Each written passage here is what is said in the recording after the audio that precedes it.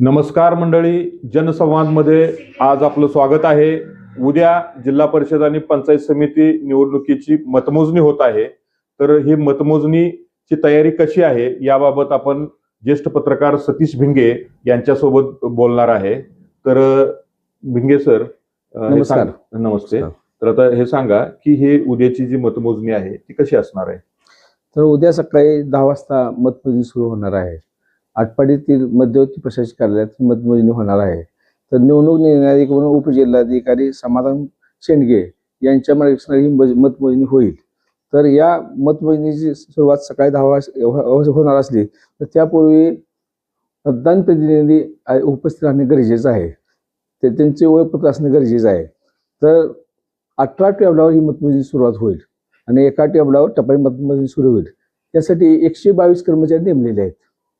याच्यासाठी जी सुरक्षा यंत्रणा कशी काम करते, काय तयारी आहे सुरक्षा यंत्रणेची?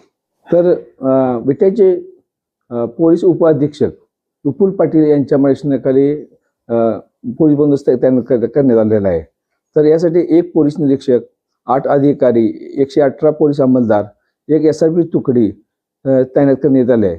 संवेदनशील असणाऱ्या 13 ठिकाणी विशेष पोलीस बंदोबस्त तैनात करण्यात आलेला आहे।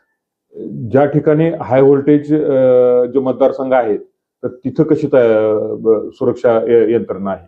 आटपाडी तालुक्यातील हाय व्होल्टेज मतदारसंघ म्हणून दिगंची आणि निंबोडे मतदारसंघ विशेष लक्ष पोलिसांनी केंद्रित केलेलं आहे। तर त्या मतदारसंघातील विभूतवाडी, बनपुरी, निंबोडे, झरे आणि दिगंची इथं मतमोजणीच्या आधीपासून SRP तुकडी तैनात करण्यात आलेली आहे। हे या ठिकाणचं जे निवडणूक होती ते फार चुरशीची निवडणूक होती, परंतु इथं तसा कुठलाही अनुचित प्रकार झाल्याचं दिसत नाही। तर ह्याची कारण काय आहेत?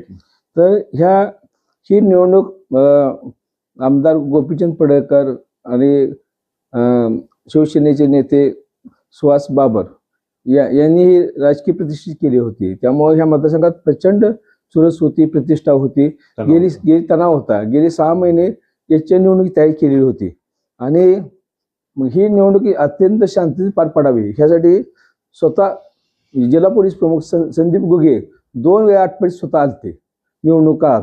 त्यांनी दररोज त्या बंदोबस्ताचा आढावा घेतला होता। त्यामुळे हाय व्होल्टेज असणारे मतदान सुद्धा एकदम शांतीत पार पडलेलं आहे। निवडणुकीचे निकाल लागतील, पण त्याच्यानंतरची जी परिस्थिती असणार आहे तर ती परिस्थिती नियंत्रण करण्यासाठी कशी सुरक्षा यंत्रणा आहे? तर निवडणूक काळात नेतेमध्ये काही कार्यकर्त्यांना दमदाटी दिली होती। तर जे दमदाटी झाली त्या कार्यकर्ते थोडे तणावग्रस्त होते। त्या कार्यकर्त्यांना आज त्यांच्या घरापुढे पोलीस संरक्षण देण्यात आलेलं आहे। 2 नंबर त्यांना सशस्त्र पोलीस बंदोबस्त आज आहे।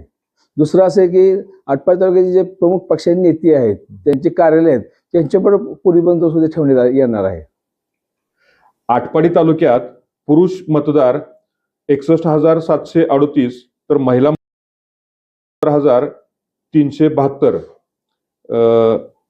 तृतीयपंथी 4 असं 1,21,114। तर या मतदानापैकी झालेलं मतदान जे आहे, पुरुष मतदान 45,894 व महिला मतदार 43,013 आणि तृतीयपंथी 4 असं 88,911 इतकं मतदान झालं आहे। म्हणजे ते एकूण टक्केवारी 73.41 इतकं मतदान झालेलं आहे। तर हा जो मतदान जे झालेला आहे तर याबद्दल काय सांगाल? तर आटपाडी तालुक्यातील खेडेपाडीचा मतदार आहे तो पुणे, मुंबई मोठ्या शहरात आहे। खेडे गावातले अनेक लोक परगावी आहेत। तर ह्या निवडणूक हाय व्होल्टेज असल्यामुळं तर हे मतदार प्रत्येक वाहत्या बसेस अशा वाहनांना आणण्याची व्यवस्था करण्यात आली, त्यामुळे एवढं मतदान झालेलं आहे। दुसरं की या निवडणुकीमध्ये महिलांनी सुद्धा मोठ्या प्रमाणात सहभाग घेतलेला आहे। कारण लाडकी बहीण याच्यामुळं बऱ्यापैकी महिलांना असं जाणीव झाली की आपण मतदान करणं गरजेचं आहे। दरवर्षी आपले शासन काय तर महिला पैसे देते, त्यामुळे महिलांनी सुद्धा प्रत्येक मतदान केलं अशा रांगा लागलेला होता।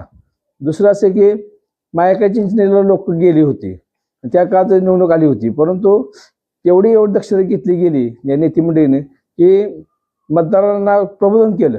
तुम्ही लवकर मत हे त्या मायकी चिन्ह जावा आणि लवकर माघारी आणि मतमोजणीपर्यंत मतदानापर्यंत तुम्ही पोहोचा, अशी व्यवस्था केल्यामुळे मताची टक्केवारी वाढलेली आहे.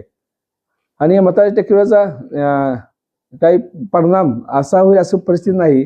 तर ज्या त्या मतदारसंघामध्ये तिथले दुरंगी बहुतेक ठिकाणी लढत आहे आणि भाजप आणि शिवसेना, राष्ट्रवादी काँग्रेस आणि काँग्रेस आणि बाळासाहेब उद्धव ठाकरे गट असे 5 पक्षाचे उमेदवार या निवडणुकीत त्यांचं मत यंत्रात त्यांचं भवितव्य अवलंबून आहे. तर उद्या आपल्या सकाळी 10 नंतर जसं निवडणूक निकाल हाती येतील त्यावेळेस कळेल. तर पहिल्यांदा काय होईल, तर उद्या या मतमोजणीची सुरुवात तर पहिला खरसुंडी गट घेतला जाईल, त्यानंतर करगणी घेतला जाईल, त्यानंतर दिगंची आणि निंबोडे. तर दिगंची निंबोडे हा मुद्दाम पाठीमागे ठेवलेला आहे, कारण हाय व्होल्टेज मतदारसंघ आहेत. त्यामुळं सुरुवाती खरसुंडी करगणी ह्या भागातील निकालानंतर आटपाडी शहरात वातावरण थोडं कमी होईल आणि नंतर दिगंची आणि निंबोडे असे मतदारसंघ ठेवलेले आहेत. तर ही जी आहे ती उद्याचे जी मतमोजणी आहे त्या संदर्भामध्ये प्रशासनाची असलेली तयारी आणि जी सध्याची स्थिती आहे त्याबद्दल आपल्याला माहिती सांगितलेली आहे. तर आम्ही इथेच थांबतोय. पुन्हा भेटूया नवीन विषयासह. नमस्कार.